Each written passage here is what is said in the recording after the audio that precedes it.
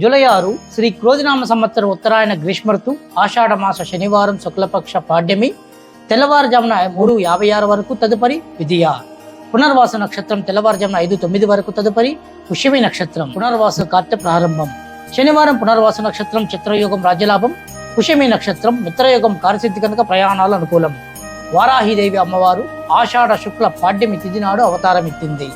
తెల్లని రూపంలో యవ్వనంలో ఉన్నట్లు ఉండే దేవి లలితాదేవి అమ్మవారికి సేనాధిపతి. భూ సంబంధ వివాదాల పరిష్కారం గురించి, వ్యాపారాల అభివృద్ధి గురించి పూజిస్తే విశేష ఫలితాలు కలుగుతాయి. మరియు ఈ వ్రతం పురుషులు, స్త్రీలు, ఏటి సుతకమున్నవారు, వితంతువులు కూడా ఆచరించవచ్చని గురువచనము. గోచారిత్య కర్కాటక రాశివారు 108 తమలపాకుల పైన పసుపుతో శ్రీరామ అను రాసి మాలలా గూర్చి హనుమంతులకు సమర్పిస్తే బ్యాంకు సంబంధించి లావాదేవీలు మరియు వడ్డీ వ్యాపారస్తులు అద్భుతమైన లాభాలు చూడగలరు. జై శ్రీరామ్.